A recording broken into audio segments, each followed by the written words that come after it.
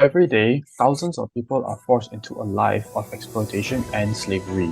It's a hidden reality that's happening right under our noses. This is the story of human trafficking. Human trafficking is a complex issue that is driven by various factors, such as society problems such as extreme poverty, political marginalization, and lack of social welfare are direct reasons that cause human trafficking. People lack awareness because of financial stress, ignorance, and helplessness. These factors contribute to creating an environment that makes people vulnerable to exploitation and trafficking, and sustain the demand for cheap and exploitable labor and services. Ethnic minorities may also be more vulnerable to human trafficking. Trafficking always involves movement from a poorer to a wealthier country, such from Southeast Asia to North America and other Southeast Asian countries.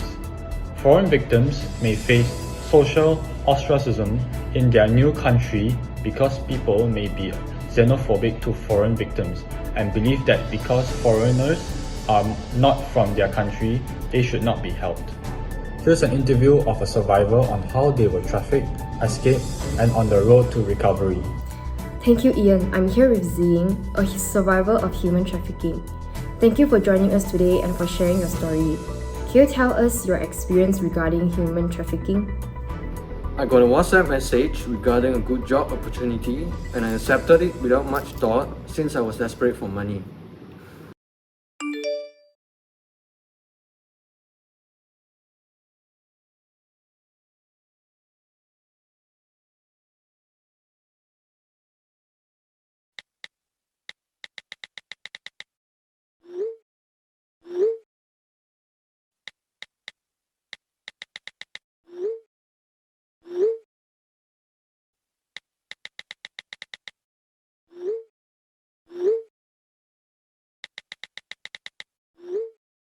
But they took me to another country and they took away my passport and forced me to work for long hours with no pay.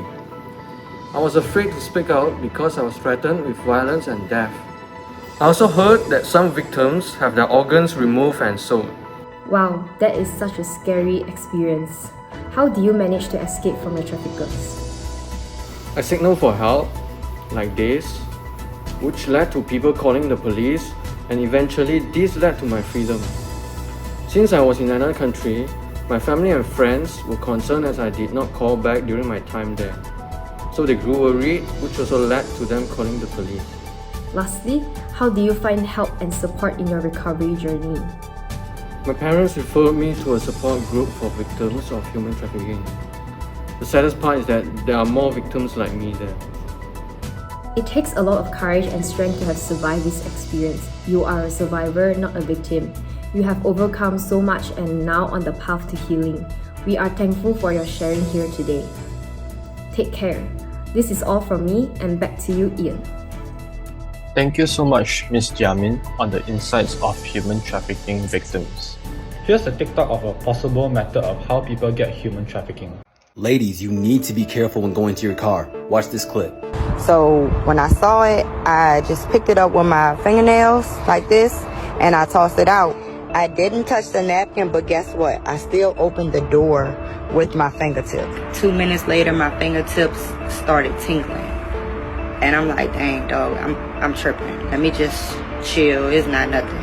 Got in the car. We started driving. I didn't tell him right away. I said, I'm just going to, wait a few minutes and see how it does. Then maybe after about 5 minutes, my whole arm just started tingling. Then it started to feel numb. I got lightheaded. I felt like I couldn't breathe. I got hot. It just was a whole bunch of different feelings at one time. So pretty much what happened in that clip was she was a target of a sex trafficker. So pretty much what happened was this sex trafficker scoped her out, waited for her to go inside from her car so he could put some sort of substance on her door handle. And as soon as she came out and touched it, she immediately started having a reaction. Most likely it was to put her to sleep so that he could kidnap her. And this is shockingly becoming more and more common, especially in big cities. Stay safe out here. In order to find out the level of awareness regarding human trafficking, a survey is used to collect data from our target respondents, which are university students. The survey is conducted using a prepared questionnaire via Google Forms, which is then distributed to university students. According to our survey, the survey had a higher return rate at which a sample size of 80 respondents were taken and the collected data were analyzed. Majority of the respondents, 93.8%, had heard about human trafficking related issues before. This can be implied that with the rapid advancement of ICT technology and the widespread use of social media, most of the respondents had come across before with news reporting on human trafficking. In terms of the level of awareness on human trafficking of the respondents, we had the respondents rate their awareness on the scale of 1 to 5.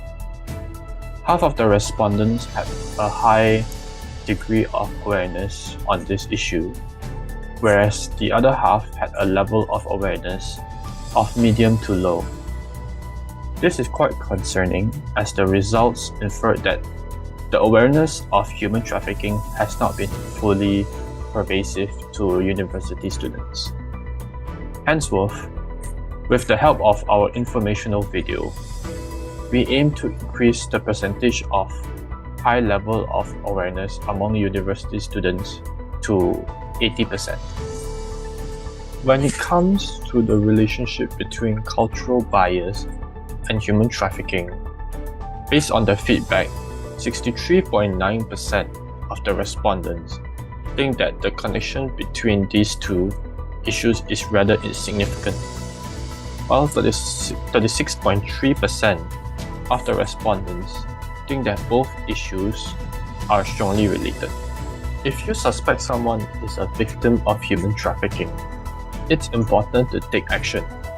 Firstly, you can educate yourself and others about the issues and its warning signs, such as people who are being controlled or threatened, have limited freedom of movement, or show signs of physical abuse.